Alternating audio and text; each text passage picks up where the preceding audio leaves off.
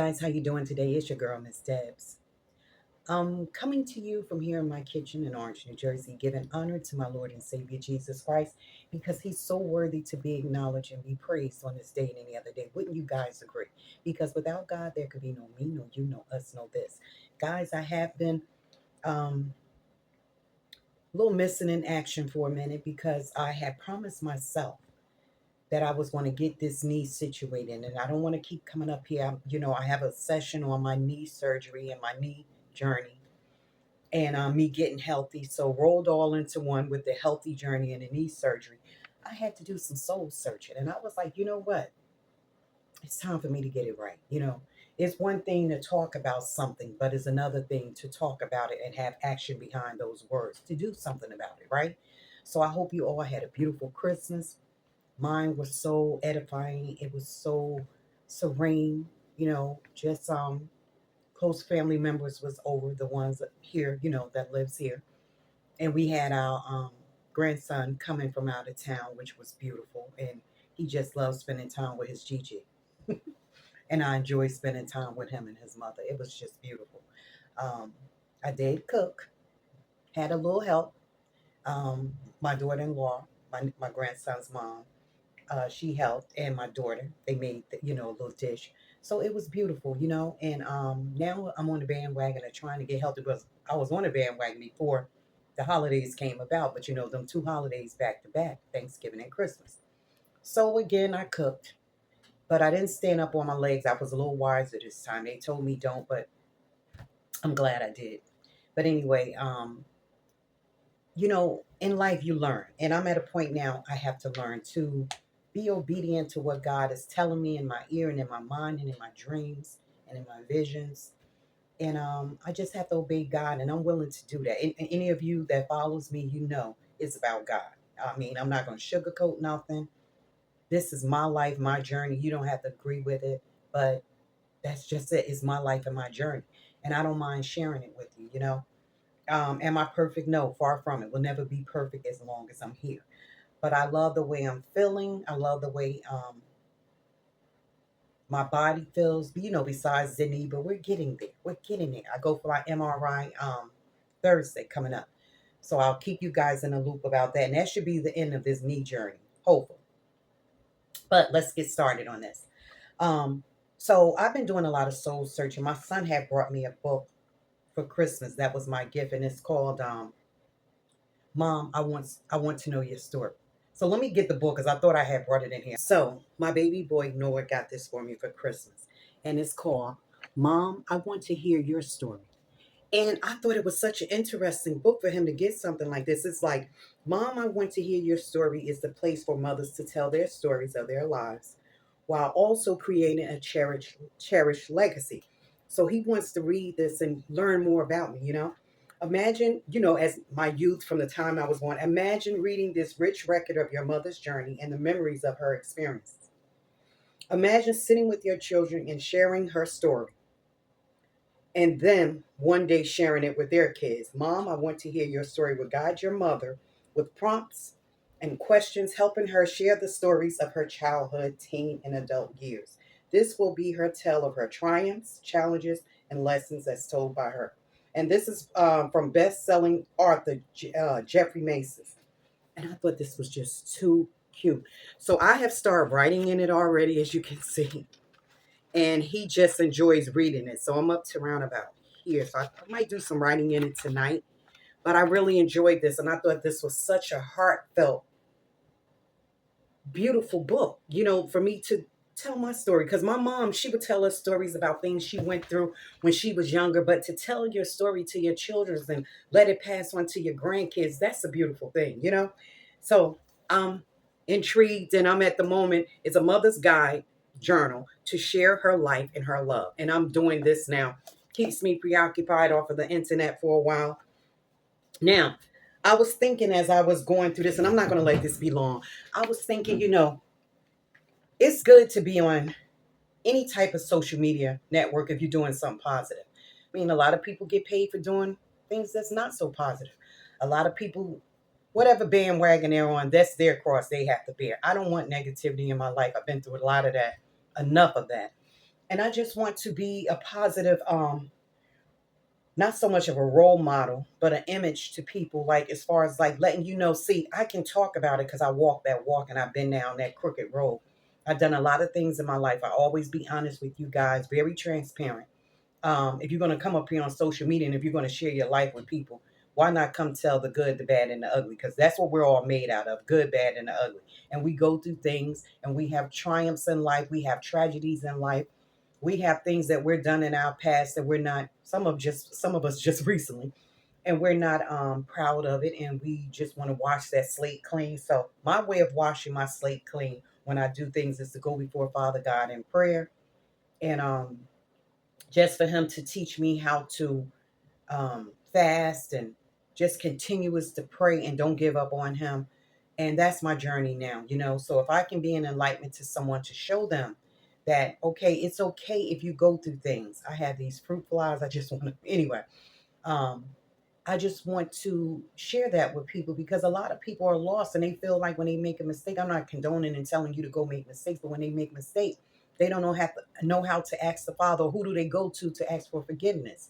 Some people go to a priest, some people go to Buddha, some people get on their knees and fast, some people go on a strict diet and just talk to whoever they believe in. My belief is God, and that's my way of clearing and cleaning my slate and asking him to forgive me and not to go down that journey and that dark path again, to act upon those things that I know is not of him.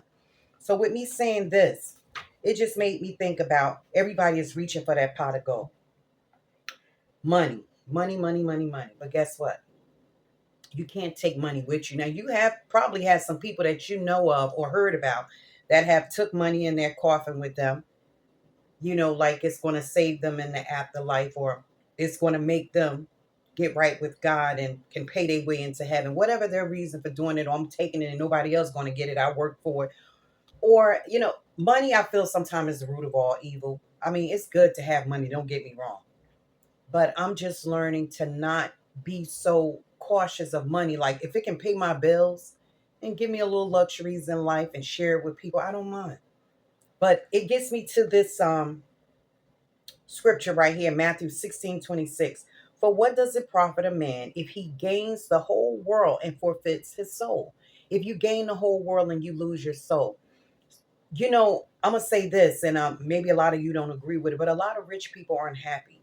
A lot of people take themselves away from here because they're not happy, and they can have all the riches and money and fine cars and beautiful homes and can afford to take lavish trips, can buy anything they want, but they're still not happy. What does that tell you?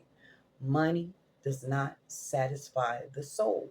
It might satisfy the flesh for a temporary fashion, whether it's a month, a year, decades, but money can't buy you happiness. And I had to really grasp that and say, you know what? I worked all my life, tore my body up.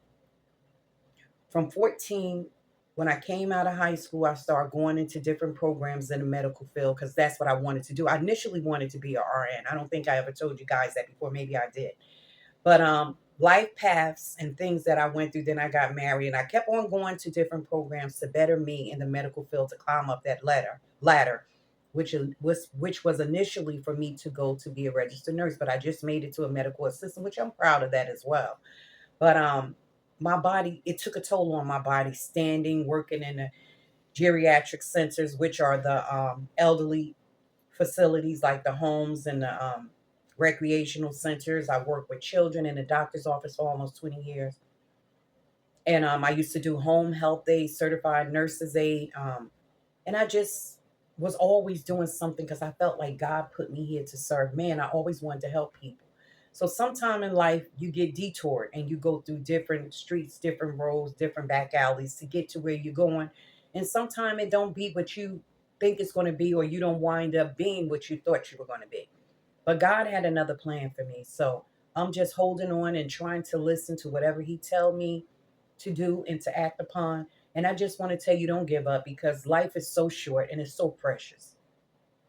And we ought to thank God every day he allows you to wake up. A lot of people went to sleep last night, didn't wake up. And I say that and I don't say it lightly because it's true. And a lot of people went off to work this morning, won't make it home tonight. A lot of people lay down in their beds and lock their doors and secure with their family, and then something, happens. But nothing in life is promised. So I try to not so much live on the worldly things because I did that already. I was a shopaholic. I brought things, and by the grace of God, I was able to get a lot of things that I thought I wanted and needed. I mean, there's nothing wrong with having nice things and liking things. I don't have the best place. I don't have the worst place. But guess what? I did what I did for me because I felt like I worked hard. And if I wanted something, and if I was, the good Lord made me able to get it, then I got it. But I see now it's not about accumulating things so much because, true, you can't take them with you. Half of the time you leave this stuff to your family, they don't want your old garbage. Something modern and new and came out. You have family members fighting over life insurance policies and wills and all that. And it's just like, you know what? Let me show my family love while I'm here. Because once you're gone, they won't have that. They can only have the memories. So leave memories that your family would love, and they will remember and say, wow, I remember I was going through something and mom helped me through that, or dad helped me through that. I remember when I was at my darkest, God laid it on my mom's heart to say this to me or to show me how to get through it. So, what does it profit a man to gain the world and lose his soul? I'm not so much into money and being on YouTube for money. I'm not knocking nobody else, but I said that a lot of times before. Then I got the little greedy bug, jumping on the bandwagon. Oh yeah, I can make this, I can do that. And there's nothing wrong with that. But for me now is about coming up here spreading positivity and not so much doing it for me, but doing it for the glory of God. Because what you do in the dark and what you do for God's benefit, you will be rewarded. And sometimes your reward won't be money. It'll be just a smile on your face knowing you done something good for somebody. Or somebody needed to hear a word and they was going through something so traumatic and didn't know how they was going to get through it. And you said those little words. You took that little time out of your time to give somebody else some positive feedback, and it made their day. So sometimes it's not all about money. It's what you can do for your brother, man. And I just want to thank God for changing my life. It don't make me better than nobody else. I don't stand up here being that I'm bigger than thou. No, I'm just a humble servant that's on the battlefield for the Lord trying to do his work. So I can hear my father say one day, and I believe this: well done, my great and faithful servant. It's not about me no more. I can take this off. It's not about me trying to put on different coats to please the world or please people, because people are just that, people. We're born in the dust and we go back to the earth, you know? So it's not about my perception on life has changed. Let me just say that. And I just thank God for coming in my life and changing me in time, because time is of the essence. So many things is going on in this world today that we have no control of, but things are happening. So just be mindful and watchful. Just thank God for your life because it's so precious. And I had to learn that by sitting home, finally disabled and not able to work at this moment in time. We don't know what tomorrow holds. But I just thank God for sitting me down to walk with him. Thank you guys so much. God bless you. See you soon.